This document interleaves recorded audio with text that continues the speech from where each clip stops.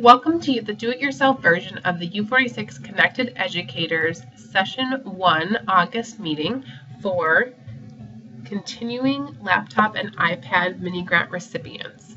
We're glad that you're here. We're sorry that we missed you at the actual in-person face-to-face event, but it's nice that we have this option to offer for you to do it yourself and to work through it at your own pace. If you'll notice at the bottom of the screen, there's a link where you can go to the shared folder that we have available for you. I sent out the do-it-yourself page document that explains how you can walk through this yourself, and there are links there to this video as well as to a video that shows you how to access the Google Drive resources, but the link at the bottom of the screen will also take you to those Google Drive resources, and you can open them from there. First thing we'd like to do is welcome you back. Obviously, if you're reading this, the school year has already, if you're listening to this, the school year has already started. So it might seem like the summer was a long time ago, but just stop for a minute and think about how you recharged over the summer. And then what are you most looking forward to this school year? Feel free to stop this at any time. If you'd like to work through at your own pace, go ahead, you can stop, you can go back, you can always come back. I will just keep talking, so go ahead and break at your own time. But we did notice that in the meetings that we held when everybody was together, a lot of people were excited about having the devices in their classroom all school year. So we know that last year the devices didn't come until a little bit later in the year, so it would be nice to see what you can do once you have the devices in your classroom from the beginning of the school year. As far as our agenda for today, this is posted in the Google Drive folder, but now that we've done our welcome and reconnect, we will move on to reviewing and updating theories of action. We'll discuss data collection, we'll share tools and applications, think about becoming a connected educator, and then share next steps. Again, the link to the Google Drive folder is at the bottom of the screen, and if you haven't clicked over and opened that up yet, I would suggest that you do that so that you can follow along with the presentation. The presentation is uploaded there, and then you have access to the other resources that we'll be referencing throughout this do-it-yourself version. So the first thing to start off with is thinking about this framework for teaching. So we'd like to make sure that we are conscious of how our work with the laptop and iPad mini grants aligns with Danielson's framework for teaching and also Illinois professional learning standards. So if you go into the Google Drive folder, the framework for teaching has been uploaded as well as a crosswalk with the Illinois professional learning standards. Just know that this work does align with improving practice. And as an option, if you are thinking about your TAP professional growth plan for the year, and this might be something that you want to pursue as far as looking at how you're integrating technology into your classroom and how it's impacting you as a learner, but also your students as learners, and thinking about this as a way to look at how you're growing your practice. So if that works for you, you might consider incorporating this into your TAP work. So if you remember last year we worked on theories of action, everyone should still have their theories of action folder in their Google Drive. That you would have to go back into your own regular Google Drive to access the folder. I believe it was named with your first and last name. So if you go back into that folder, you should have your theories of action. Remember that theory of action is a plan that maps out a specific pathway towards a goal. And again, remember that we want to start with a clear and measurable goal first. We have to figure out how we're going to assess that goal, and then we go back and think about the strategic levers that impact the instructional core. And along the way, we'll reflect on our progress that's helping us work towards our goal. So if you remember, this is actually backwards. It should start with the yellow, where the yellow arrow is pointing. So we specifically want to start with goals and outlining a goal that's aligned with Common Core and ISTE. And then after we have a goal and we've developed a rubric, then we can go back and look at the strategic levers that will help us to get there. So strategic levers I will talk about next, but we want to focus on what are those strategic levers that do impact the instructional core. So So we know that there are only 3 ways to improve student learning at scale. This is according to instructional rounds in education. Those 3 ways are to increase level of knowledge and skill of the teacher, to increase level and complexity of the content, or to change the role of the student. So when we're thinking about our theories of action, what are our goals aligned with the standards? And then the strategic levers should match something along the lines of your learning as a teacher, how you're learning and how that changes the practice in your classroom, the content that the students is accessing, how is that more complex, and then possibly changing the role of the student and what the student's able to do. That's it. If you're not changing one of these 3 things, you are not improving instruction and learning. So go ahead and take time right now to open up into your theories of action folder that you had from last year and revisit those, decide if you want to change anything, if you want to make them more broad, if you now have a better idea of how you're going to use them across the whole school year, but come up with some kind of a rubric or a plan, a way to measure how your students grow from the beginning of the year through the end of the year. So for example, if you're working on researching aligned with Common Core, you will be able to look and see what your kids are able to do at the beginning of the year based on a project or a task that you give them, and then give them the same assessment, the same exact rubric at the end of the year or throughout the year, but also at the end of the year to show their growth. In the shared folder, there is another folder entitled Instructional Technology, Information Research, Fluency Rubrics. And there are sample rubrics that have been created from kindergarten through 12th grade aligned with Common Core literacy standards, where you would find technology embedded. So if you're interested in looking at that, I did a 0 to 4 scale aligned with standards-based grading. So if you'd like to look at those and use those as a place to start, you're welcome to. Please just copy them, make a copy for yourself, and put it into your own drive. Don't take them out of that folder. But you're welcome to make a copy and start from there and make adjustments if you would like. In terms of data collection, as I mentioned, we'll be collecting data throughout the school year. You should be collecting data on each goal that you have. If you can use Google Forms when possible, that is a clean way to collect the data, and then it will be easy to share it with me. So you'll do a pre-assessment. You'll do some kind of assessment at the beginning of the school year, possibly and maybe it's a project that they have to do, and so you'll be giving them a score by the end of this first quarter or first trimester, and then you'll continue to use that rubric to evaluate students throughout the year, and then we'll look at the post-assessment by the end of the year, what they've been able to do. So depending on whether you're elementary or secondary, you'll share data trimesterly or quarterly. So I'm asking that you create a Google Drive folder to share the assessment with me. So whether you do a rubric or a different type of data collection, we'll create a Google Drive folder so we can share the information.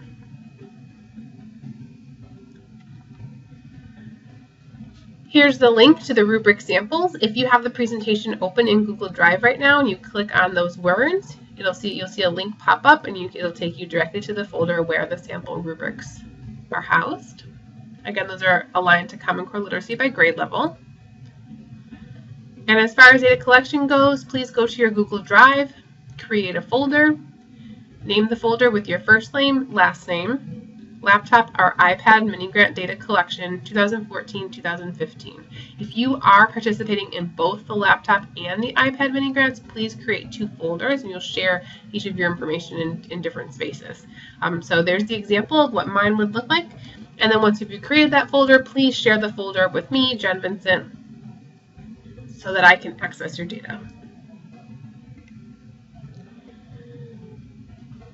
Within your data collection folder, if you'd like to create a form, I think this is probably the easiest way to collect data, knowing that you have wireless in your classrooms and you have either a laptop or an iPad that you can move around to with the students. It's definitely easy to be able to take their data, or you can collect their data and enter it later, but this is a nice, easy way to collect all of that information. So if you go to Google Drive, you'll create a form and name the form, and then you can go ahead and create questions. You might want a question for a student name, what grade they're in, especially if you have multiple grades in your classroom, and then some kind of a scale for each Common Core standard that you're assessing. So there is a folder where I created a sample form for you. I put it in as a question as a grid. If I were doing this, I would have my rubric printed out, and then I would have the form, and I would enter information on the form, but I would use the rubric, my printout of the rubric, I would just print it once, so I could use that to decide the rating for each student, and then I would enter it on the form, and I created a grid. If you look at the sample, the questions I created to enter the scale score is a grid. The nice thing about using a Google form is when you enter the information, it sends it directly to a spreadsheet for you, and then all of it is there, and it will be time stamped based on the date and the time that you enter the information. You can always sort it and pull out information for each student, or you can look at all of your students overall. And we would also like you to go back to your reflection logs. So in your folder from last year, you have a reflection log there. Please revisit your reflection log from last year and write a new plan for when you will reflect this year. You can choose to do a Google Doc. You could create a Google form for yourself, but decide if you're going to reflect once a week, multiple times a week. We'll also share later Google Communities and how we're going to interact via Google Communities, so you're welcome to do your reflections there as well. But we know that the idea behind reflecting is that once we plan and we teach, we can reflect and see how we might make changes going forward.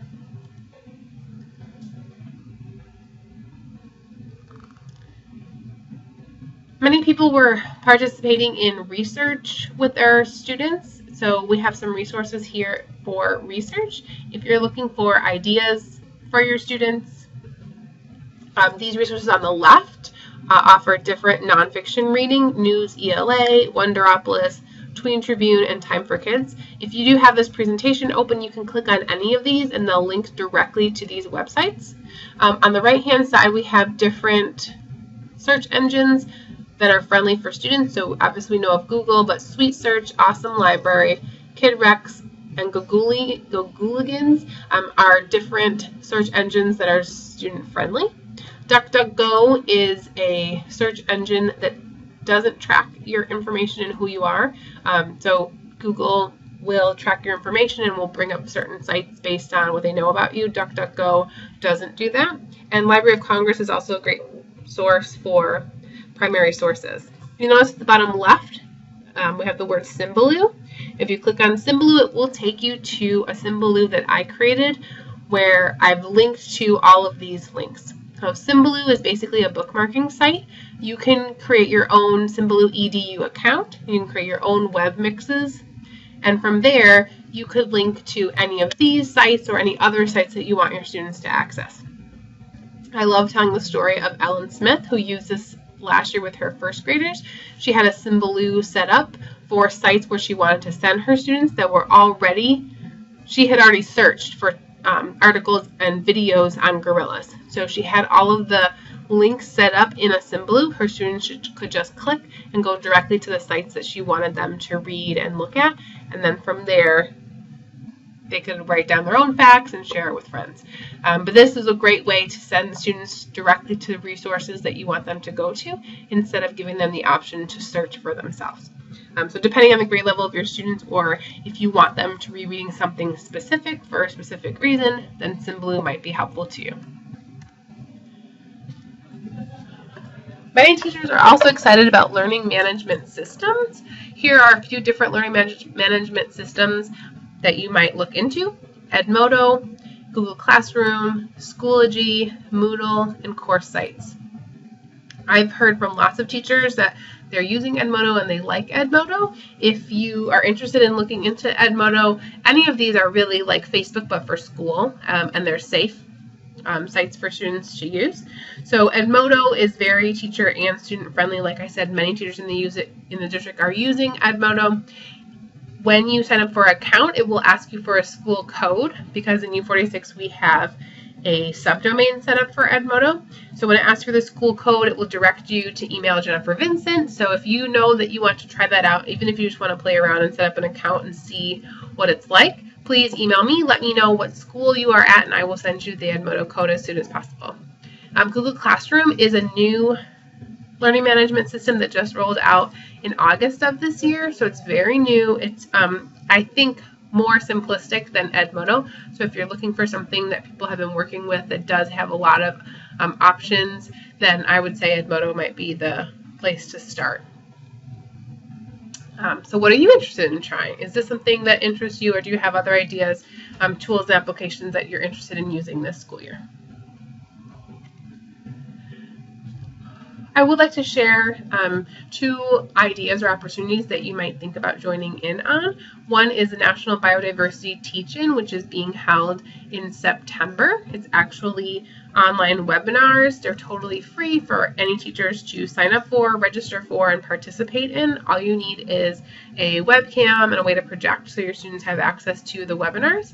You can go to nationalbiodiversityteachin.com to see all the presenters that are there and to sign up. It's up to you. You can sign up for as many as you want. You can sign up for 1.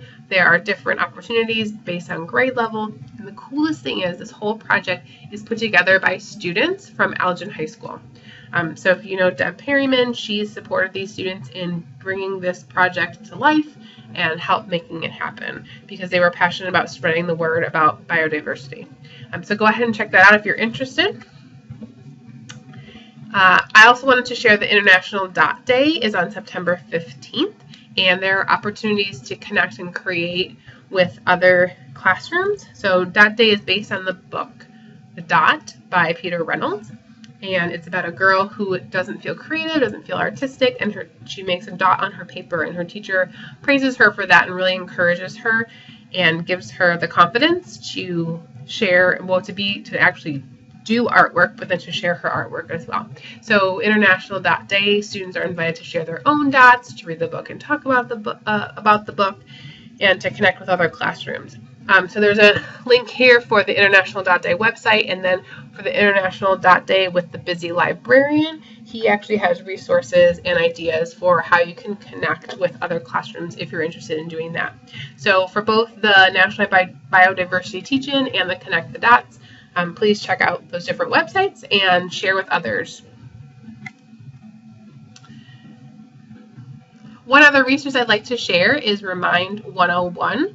I actually will be using this myself to send out updates and reminders for the laptop and iPad mini grant recipients. So if you're interested in receiving reminders via text or via email, you would just send a text message to the number you see on the screen, 224-324-3272, and the message will be at U46IT2014, or you send an email to U46IT2014@mail.remind.com, and then anytime I send a reminder through Remind, you'll receive the text message and or the email. Now, this is a really neat way to communicate with anybody, but from school and for teachers, a really great way to communicate with families or students even.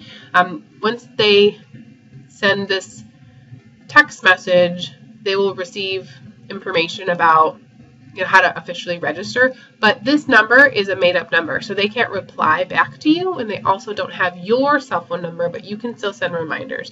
I know Erin Jakely talked about she would use this to send reminders for picture day or field trip money or permission slips, but then also information about what's happening in the classroom. So if you would like to receive updates from me, please either text or email to Remind, and it's also an idea that you might want to try with your students or families. Okay, if you haven't taken a break yet, go ahead and take a break. Maybe stretch.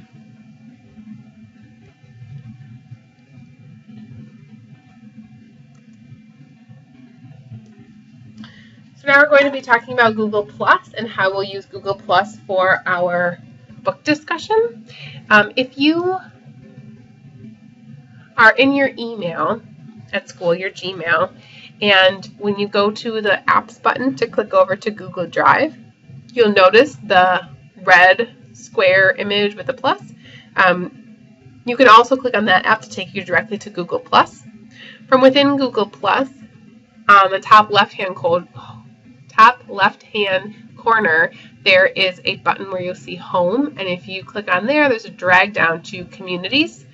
And if you go to Communities, then you'll see where you can accept, which to be part of our Connected Educator book discussion. So we'll be sending you an invite to this community so that you can join in here. Basically, we're doing a monthly discussion. We'll share topics every month. There are 9 chapters in the book, so we'll read 1 chapter a month and have a topic question based on that chapter. This is a community, so Google Plus has circles and communities. But we're setting up a Google Plus community. You're able to follow the different people that are part of the mini grant. You'll share your response to the monthly discussion question, and then you're also allowed to share or invited to share questions or share your ups and downs and how things are going along the way. You can also share resources, and we might even be creating some smaller groups based on grade level or interest to talk about other topics as well. So you should have received a copy of the book, The Connected Educator by Cheryl Nussbaum Beach and Lanny Ritter Hall. We want you to think about what it means to be a connected educator. So we're going to, there is a handout. I believe this link at the bottom of the screen will take us to the handout. There's a handout with quotes, and you'll read the 4 different quotes.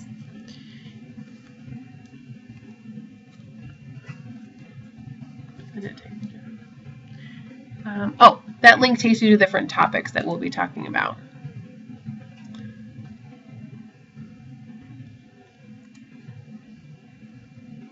Okay, so if you want to see the different topics that we'll be talking about through the month, that link will take you to there. But if you go into the Google Drive folder, you'll notice that we haven't uploaded a handout with the quotes for Connected Educator. So read through the quotes, underline what you think is the heart of each quote, put a star next to the quote that resonates most with you, and then you're going to write why that quote resonates with you and share your answer on the Google Plus community. After your answer, make sure you add the hashtag CEBookDiscussion so that later when we search CE Book Discussion, it'll filter out any comments related to the book discussion. So anytime you enter something for the book discussion, go ahead and add that in, and then we'll be able to search and filter it out later. So take some time to read through those quotes and think about what it means to you to be a connected educator.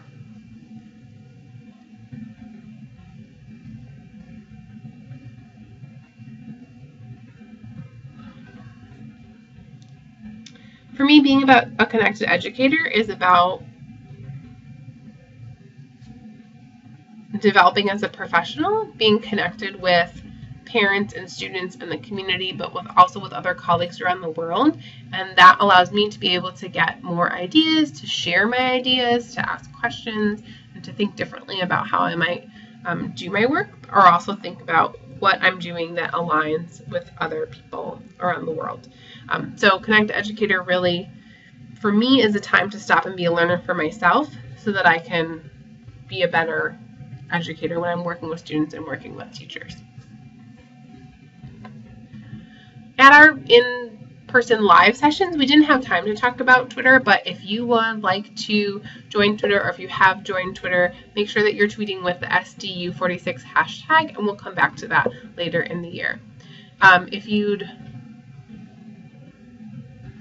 like to stay connected, we'll be participating in the Google Plus community. On Twitter, you can use the hashtag SDU46 or hashtag ConnectedEd. There are links here to the Instructional Technology website. We have a Tools for Teachers blog. Aaron Jakely has a Transforming with Tech blog. There's also links to the Playdates and the Tech Days for if you are interested in signing up for those. Remember that you have to choose at least one of those days to come to as part of the mini grant opportunity. So your next steps at this point are to make sure that your theories of actions are finalized, finalize your rubrics, to plan for your pre-assessment, whether it's August or September, or if you're going to do it at the trimester or the quarter. Make sure you continue to reflect on how things go this year. We'll have a quarter or trimester assessment.